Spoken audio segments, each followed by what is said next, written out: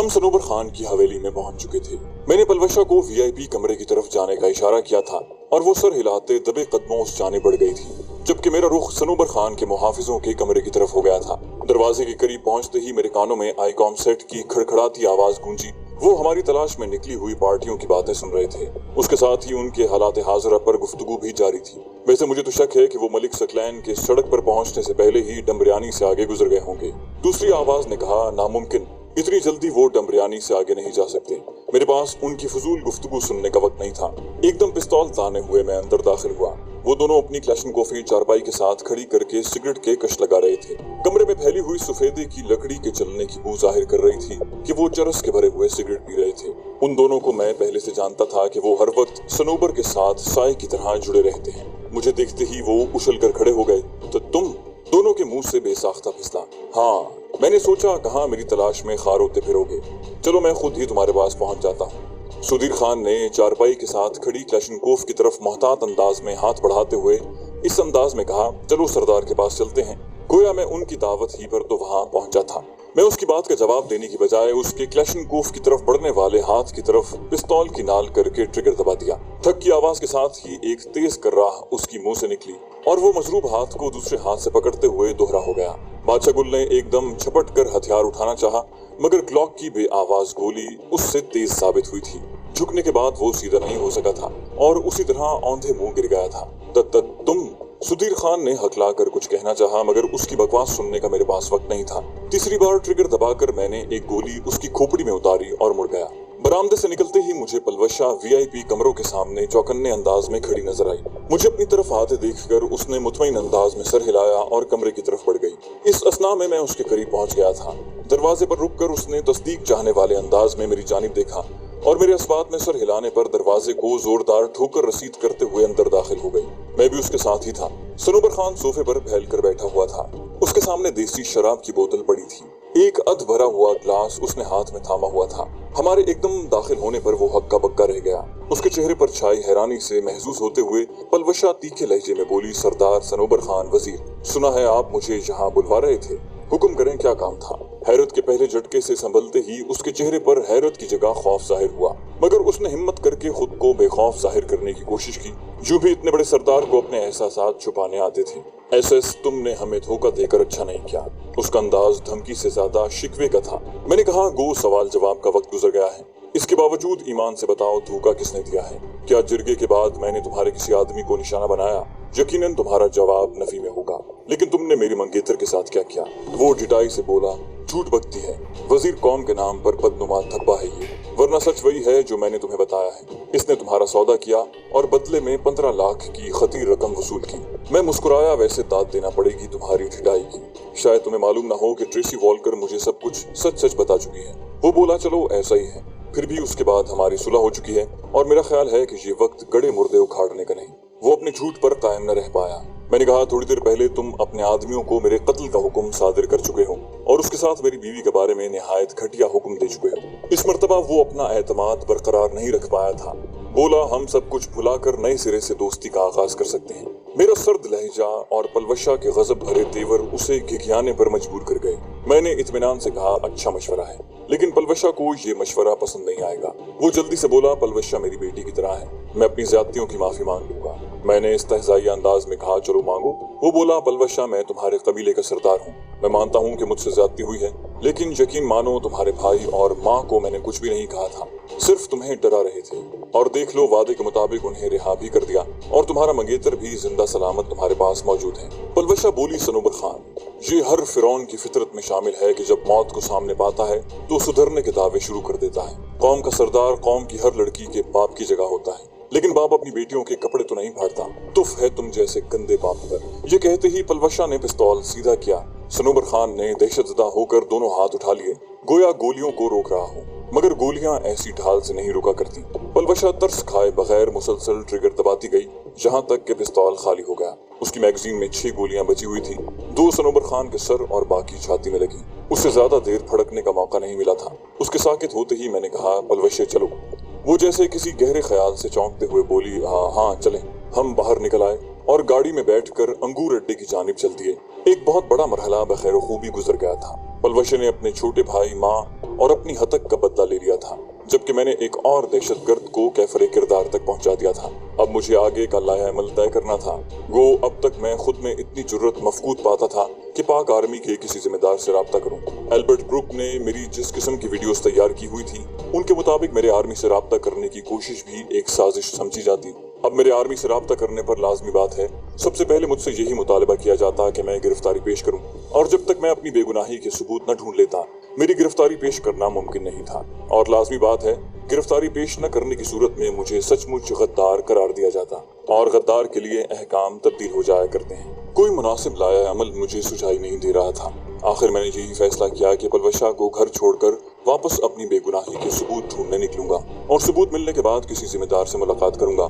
एक सूरत यह भी थी कि मैं अपनी यूनिट के कमांडिंग ऑफिसर के पास जाकर सारी कहानी मिन्नोअन बयान कर देता, लेकिन उसकी राह में सबसे बड़ी रुकावट मेरा वीडियो बयान था, जिसमें मैंने कर्नल कॉलिन फील्ड के पूछने पर बड़े जोश खरोश से पाक आर्मी के अंदर रहते हुए उनके लिए काम करने की हामी भरी थी।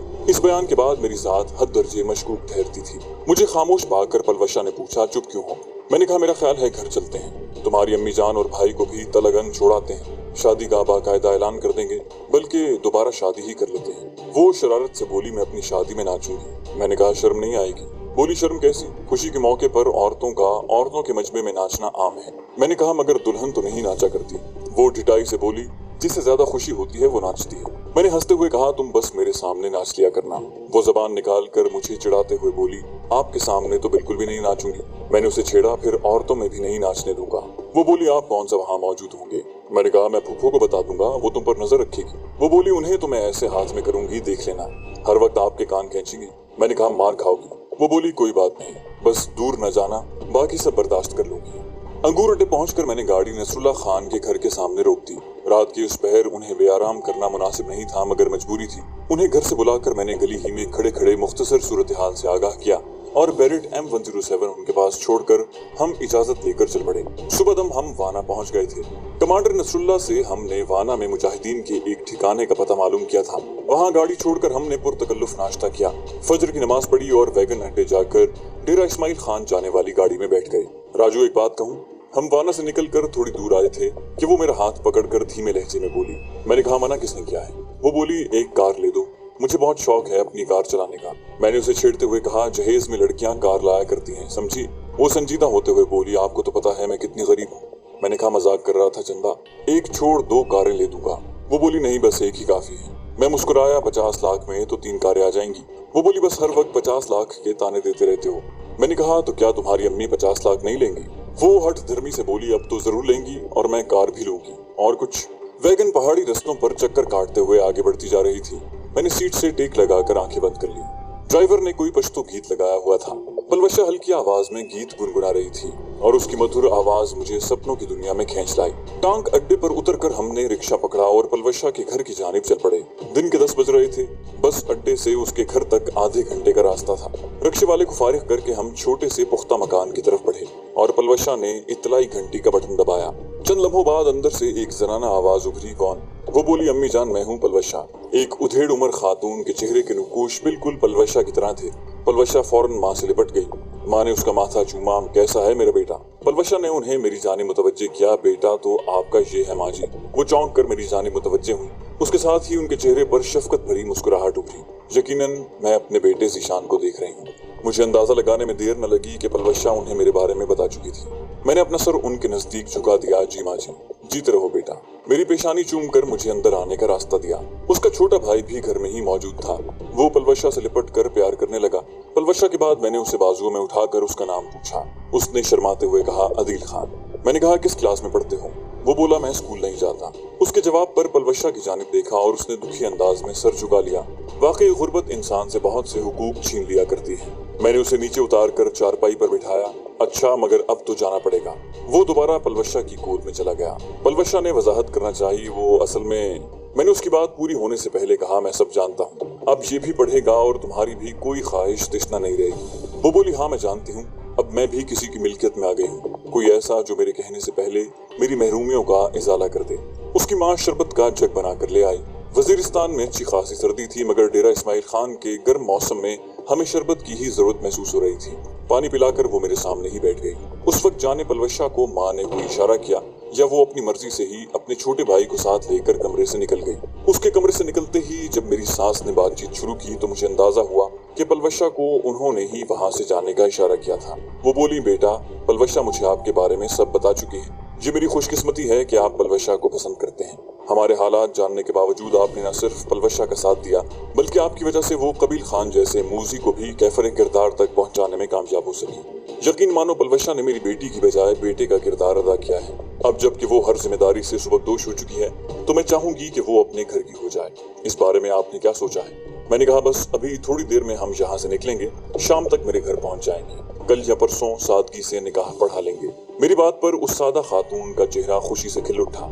अल्लाह पाक आपको खुश रखे, आपकी जोड़ी हमेशा सलामत रखे। मैंने उनकी दुआ पर पुरजोर अंदाज में कहा, आमीन। सुम आमीन कहकर उन्होंने भी अल्लाह पाक की रहमत को पुकारा। मैंने कहा, आप अपना जरूरी सामान समेटें, मैं पलवशा को कह देता हूँ कि वो मालिक मकान को फोन करके यहीं बुलवा ले ताकि उसे चाबियां वापस कर दें। फिर मैं गाड़ी ले आऊंगा, दिन का खाना इंशाल्लाह रास्ते में ही खाएंगे। वो बोली, मकान की चाबियां मालिक मकान को देने की जरूरत क्या है? परसों तरसों तो मैं और अदील वापस आ जाएंगे। मैं हजमी लहजे में बोला, नहीं माँ जी, अब आप दोनों भी हमारे साथ रहेंगे। उसने हिचकिचाहट का इजहार किया, मगर बेटा ये मुनासिब नहीं। मैंने कहा, माँ जी, मैं नहीं चाहता कि पलवशा आप दोनों की वजह से परेशान या दुखी रहे। अल्लाह पाक का दिया हुआ सब कुछ है, यकीनन इकट्ठे रहना हमारी खुशियों को चार चांद लगा देगा। वो बोली, अल्लाह पाक आपको सुखी रखे बेटा। वो जज्बाती अंदाज में दुआएं देने लगी। चले उठे, फिर तैयारी करें। मैं कमरे से बाहर निकला। पलवशा मुझे बावर्ची खाने में मसरूफ नजर आई। अदील भी वहीं एक लकड़ी की चौकी पर बैठा हुआ था। मैंने पूछा, पलवशे, मालिक मकान का फोन नंबर है? वो बोली, हाँ, घर के मोबाइल में सेव तो किया था। मैंने कहा, तो उसे कॉल करके बुलवा लो ताकि मकान की चाबियां उसके हवाले करें। अदील और माँ जी तो पक्के पक्के हमारे साथ जाएंगे। शुक्रगुजारी से भरपूर निगाह मेरे चेहरे पर डालते हुए वो सर हिलाती हुई मोबाइल फोन उठाने चल पड़ी। थोड़ी देर तक मालिक मकान वहां पहुंच गया था। चूंकि पलवशा पहले ही से चंद माह का किराया उसके हवाले कर चुकी थी, इसलिए हमने बस मकान की चाबी उसके हवाले की और बता दिया कि जाते वक्त हम ताला लगाते जाएंगे। मेरे मना करने के बावजूद दोपहर का खाना पलवशा ने तैयार कर दिया था। खाना खाकर मैं उन्हें सामान तैयार करने का कहकर बन्नू अड्डे पहुंच गया। वहां से तलागंग के लिए मैंने 2D कार हायर की और ड्राइवर के साथ वापस पहुंच गया। पलवशा माँ के साथ मिलकर जरूरी सामान समेट चुकी थी जो 2 पुराने बैगों में ठूस दिया गया था। कार की डिग्गी में सामान का बैग रखकर हम तलागंग की तरफ रवाना हो गए। रास्ते में कोई खास वाकया पेश नहीं आया। डेरा इस्माइल खान से तलागंग तक 5.5 घंटों का सफर था। हम दोपहर 5 बजे घर के दरवाजे पर उतर रहे थे। ड्राइवर को फारिग करके मैं सामान के दोनों बैग उठाकर घर में दाखिल हुआ। कई माह के बाद घर लौट रहा था। इस दौरान ना तो अबू जान से फोन पर बात हुई और ना मैं कोई चिट्ठी या खत वगैरह भेज सका था। अबू जान सहन में बिछी चारपाई पर तकिए से टेक लगाए लेटे थे। मुझे देखते ही वो हकीकतन उछल पड़े। चारपाई से उठकर वो हाथ फैलाए हुए मेरी तरफ बढ़े। बावर्ची खाने में बैठी फूफो जान ने भी उन्हें यूं भागते देख लिया था। वो भी बावर्ची खाने से बाहर निकल आई। शानी पुत्र, मुझे देखते ही फूफो जान ने आवाज लगाई। उस वक्त तक अबू जान मुझे बाहों में समेट चुके थे। अबू जान के बाद फूफो जान भी मुझे वारफ्तगी से मिली। इस दौरान पलवशा और उसकी माँ हमें दिलचस्पी से देखते रहे। ये मेहमान? जज्बात का तूफान थमते ही फूफो ने सवालिया लहजे में पूछा और पलवशा की माँ की जानिब मुसाफे का हाथ बढ़ाया। मैंने कहा, फूफो जान, ये लड़की की माँ है, आप जरा लड़की को देखकर बताएं शादी के लिए कैसी रहेगी। मैंने पलवशा की तरफ इशारा किया। फूफो जान शिश्ते रह गई। हाँ? और फिर पलवशा को देखा जो नफासत से दुपट्टा ओढ़े किसी शहजादी की तरह दिखाई दे रही थी। घर में दाखिल होते ही उसने नकाब उतार दिया। क्या ये सच है? फूफो जान ने हकलाते हुए हाथ फैलाए और अगले ही लम्हे पलवशा उनकी मेहरबान आगोश में थी। वो बेसाख्ता उसका मासूम चेहरा चूमने लगी। फूफो जान की वारफ्तगी देखते हुए पलवशा और ज्यादा शर्मा गई। आय हाय, इतनी प्यारी लड़की तो मैंने अपनी जिंदगी में नहीं देखी। फूफो जान ने पलवशा को अपने साथ लिपटाए रखा। आए बैठे बहन जी। अबू जान ने पलवशा की माँ को चारपाइयों की तरफ बुलाया और खुद अदील खान को बाजुओं में उठा लिया। थोड़ी देर बाद ठंडे पानी से प्यास बुझाकर हम चाय पी रहे थे। फूफो जान तो पलवशा पर सदके वारी जा रही थी। उन्हें अभी तक यकीन नहीं आ रहा था कि मैं अपने लिए एक ऐसी लड़की ढूंढ कर ला सकता हूँ। रात को खाने के बाद मैंने अबू जान को पलवशा की कहानी सुनाई और साथ ही ये भी बता दिया कि उसकी अम्मी जान और छोटा भाई भी हमारे साथ रहेंगे। अबू जान मेरे फैसले से बहुत खुश थे। उसी रात फूफो जान ने छठ मंगनी पट ब्याह का हुक्म सादिर कर दिया। अब उन्हें ये तो मालूम नहीं था कि हम दोनों पहले से ही मियाँ बीवी थे। यूं भी ये बताकर मैं उन्हें खफा नहीं कर सकता था। एक मसला ये पैदा हो रहा था कि पलवशा की माँ उर्दू सही तरीके से नहीं बोल सकती थी, जबकि फूफो जान और अब्बू जान को पश्तो नहीं आती थी। फूफो जान और पलवशा की माँ गुलनाज के दरमियान पलवशा ही तर्जुमान बनी हुई थी। अगली सुबह मैं अपने दोस्त उवैस के घर की तरफ चल पड़ा ताकि उसे शादी के बारे में बता सकूं। घर से निकलते ही मेरी नजर रेडी वाले पर पड़ी जो ताजा सब्जी सजाए मेरे घर के दरवाजे से 20-25 गज दूर खड़ा था। उसके पास से गुजरते हुए मैंने सरसरी निगाह उसके चेहरे पर डाली, लेकिन उसे पहचान न सका। यूं भी फौजी हजरात अपने गांव के वासियों को कम ही जानते हैं। उससे सब्जी खरीदने वाले एक आदमी को तो मैं जानता था कि वो हमारा पड़ोसी सरफराज साहब था। अलबत्ता दूसरा खरीदार भी मेरे लिए अजनबी था। मैं आगे बढ़ता गया। मेरे घर से 2 गलियां छोड़कर उवैस का घर था। दूसरी गली का मोड़ मुड़ते हुए मैंने बेख्याली में पीछे मुड़कर देखा और रेडी से सब्जी खरीदने वाले को अपने पीछे आता देखा। मुझे अजीब सा लगा, क्योंकि मेरा मुशाहिदा था कि रेडी से सब्जी खरीदने वाले उमूमन उसी मोहल्ले के होते हैं जहां रेडी वाला मौजूद होता है। कोई इतनी दूर से सब्जी खरीदने किसी मुस्तकिल दुकान पर तो जा सकता है, रेडी पर नहीं। लेकिन उसके साथ ही मुझे ये ख्याल आया कि शायद वो इत्तेफाकन वहां से गुजरा हो, इसलिए उसने अपने लिए सब्जी खरीद ली हो। मोड़ मुड़कर उवैस की बैठक के करीब पहुंचते हुए मैंने एक मर्तबा फिर पीछे देखा, लेकिन वो सब्जी वाला गायब था। अलबत्ता एक आदमी हाथ में छोटी छोटी किताबों का बंडल उठाए नजर आया। मैंने सर झटक कर उवैस के दरवाजे पर दस्तक दी। उवैस के आने तक किताबें बेचने वाला मेरे पास से गुजर कर आगे बढ़ गया था। उस वक्त उवैस ने दरवाजा खोलकर बाहर झांका। मुझे देखते ही उसके चेहरे पर खुशी के आसार नमूदार हुए। अबे तू जिंदा है? वो बाजू फैलाते हुए मुझसे लिपट गया। मुआनिका करके वो मुझे बैठक के अंदर ले गया। अंदर दाखिल होते ही उसने बैठक की घर की तरफ खुलने वाली खिड़की से अपनी बीवी को आवाज देकर चाय का बताया। उसकी बीवी इरम मुझे अच्छी तरह जानती थी। वो बोला, अब सुनाओ जानी, बहुत अरसे बाद छुट्टी आए हो। तकिया उठाकर मेरी गोद में रखते हुए वो मेरे सामने चारपाई पर बैठ गया। मैं हंसा, बस यार तुम्हारे लिए भाभी ढूंढ रहा था। वो हैरानी से चीख पड़ा, क्या? मैं समझा नहीं। उसी वक्त गली में एक फकीर की सदा सुनाई देने लगी। नामालूम क्यों वो आवाज सुनकर मेरा दिल बेतरह धड़कने लगा। मेरी छठी हिस्स किसी बड़े खतरे की निशानदेही कर रही थी। मुझे खामोश पाकर उसने दोबारा आवाज दी, अबे किस सोच में गर्क हो गए?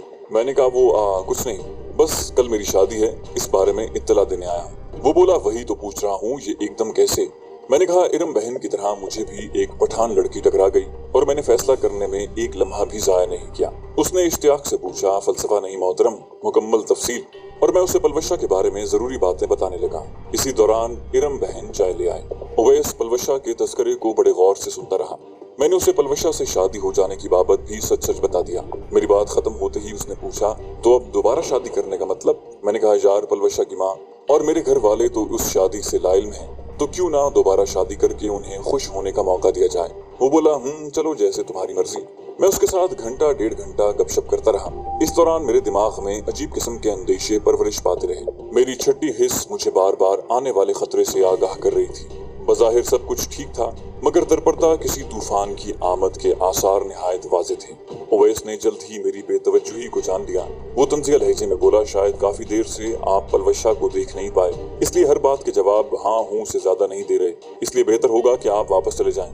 मैंने कहा, ठीक है, चलता हूँ। वो मुझे दरवाजे तक छोड़ने आया और सुपहर को मिलने का कहकर अलविदाई मुसाफा करने लगा। गली में निकलते ही मैंने मोहतात अंदाज में दाएं बाएं देखा। सफेद कॉटन का सूट पहने एक आदमी सामने से आता दिखाई दिया। मैंने उसी तरफ जाना था। मैं उसके करीब से गुजरता चला गया।